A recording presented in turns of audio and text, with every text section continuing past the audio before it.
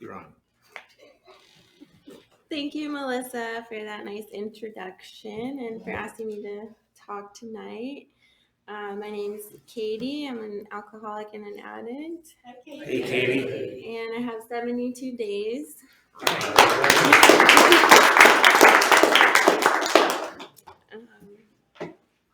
And so, what it was like. So I grew up in a household with a mother that's narcissistic and taught me to avoid my emotions, and my emotions weren't important. Um, I experienced childhood trauma, and um, my mother would tell me things like I'm a mistake, and that's why her and my dad got divorced, and um, just felt a lot of shame and guilt growing up and didn't know how to express it. And so I would just try to control all my feelings and not talk about them. And then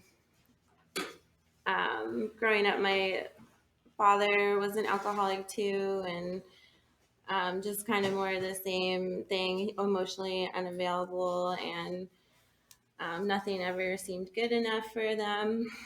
Um, and then as I got older and I went to college, I discovered alcohol and drugs, and I loved the way that they made me feel, and it felt like I was in control of all my feelings. I didn't have to feel anything, and everything was great. And so I just like really dove in to alcohol and drugs, and I ended up in the hospital a couple times in college when just from like what's overdose of drinking too much, alcohol poisoning, and even uh, to this day, like my mom doesn't see anything wrong with that. She's like, I had to explain to her that normal people don't really do that.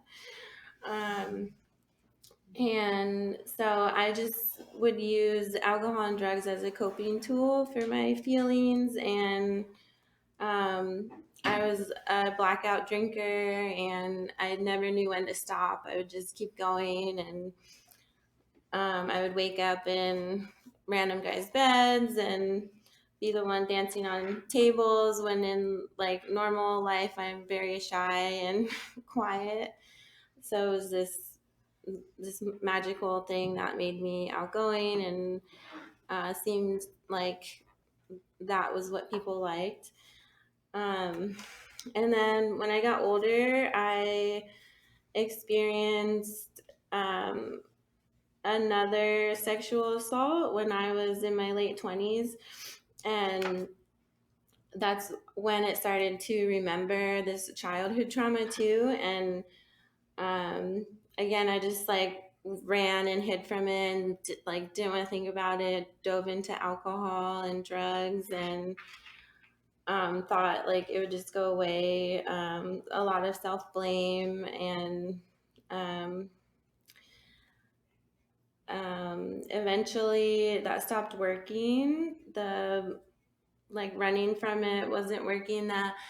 The like trying to hide from it wasn't working. The alcohol and drugs like themselves weren't working. They weren't giving me that same like feeling of like ecstasy and like everything's okay, and like I would be like emotionally leaking out when I'm really like high or something. And so I had been going to therapy. I've been in and out of therapy my whole life, but it wasn't until recently, a few months ago, this new therapist I was working with, she suggested sobriety, and because I'll never be able to process these traumas. And so, I still wasn't convinced, and I ended up losing a tooth like a few months ago, and I still just wanted to smoke and drink all the time. Like I thought I could just get around it, even though everyone would like look at me really weird, and like it wasn't important to me. I just wanted to continued to drink. And yeah, and then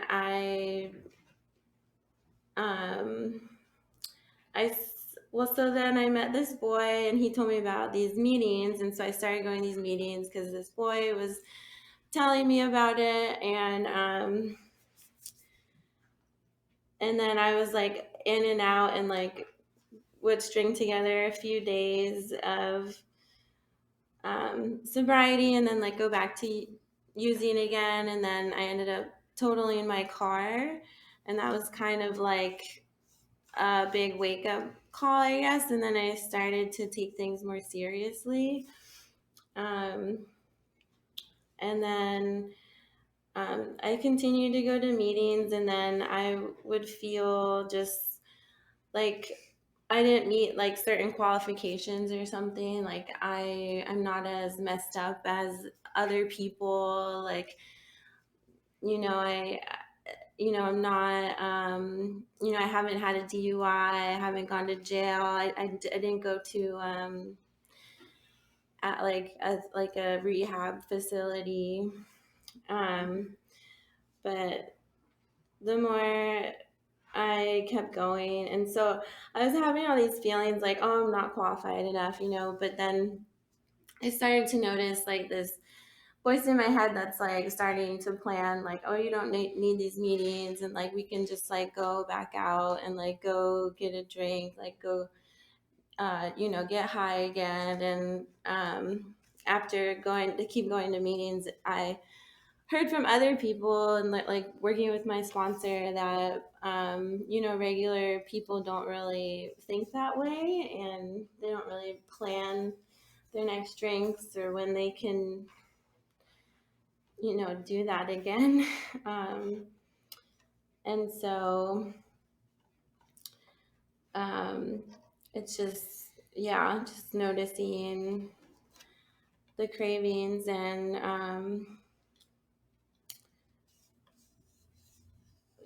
I started to like understand that I'm an alcoholic because I can't control my drinking, and I can't stop once I start drinking, and I'm a blackout drunk. And so that adulthood sexual assault incident happened involving alcohol, and I was blacked out.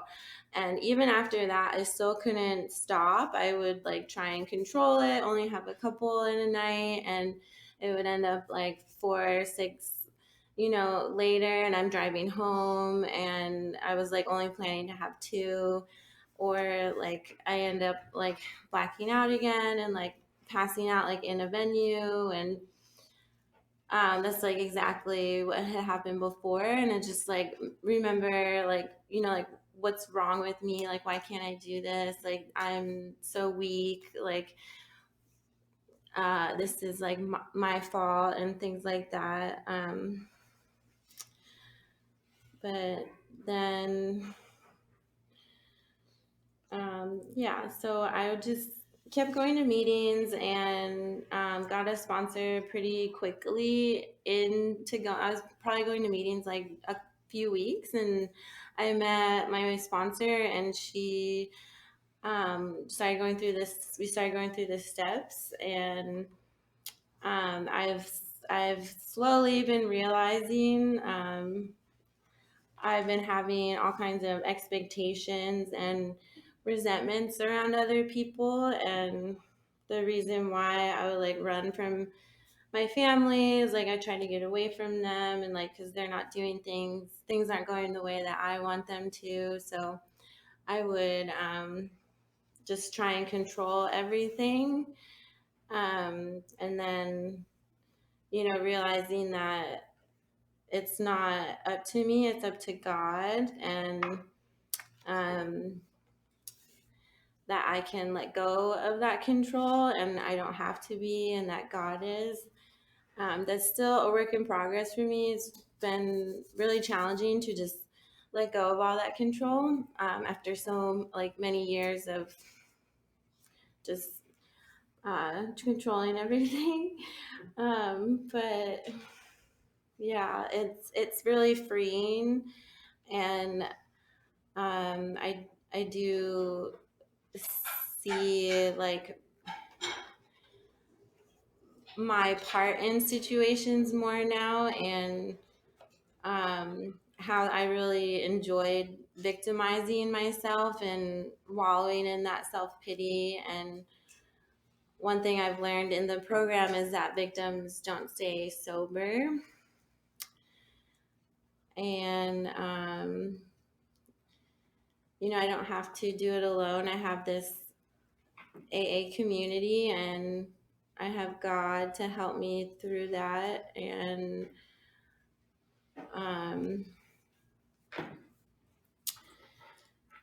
I think that also, so the guy that like I first started going to meetings with, that ended up not working out very shortly after, blowing up in my face. And then I also saw like through the program is how I've been using relationships with men as my higher power. And I think it's really important to just focus on myself right now. It's in this early sobriety, and just get to know myself better, because I feel like I don't really know myself at all. And it's like I've been high for 17 years. And so there's that version. Now there's like this whole other new version I get to know. And that's really exciting, but also really weird and scary. But that's okay, because again, like I have this community and I don't have to do it alone. And I hear other people who have experienced the same thing. And so, yeah, I think it's just important to celebrate the sober days you do have. For whoever's new. It doesn't matter like how big your number is. It just wherever you are is just amazing. And yeah, it's just this. I've tried to get sober on my own many times throughout the years, and I would always just go back to drinking and using. And this is the first time in probably 17 years I have over 2 months sober on my own, and or yeah, like with the help of everyone. But it's really powerful, and I'm really grateful for this program and for all of you. And yeah, thank you.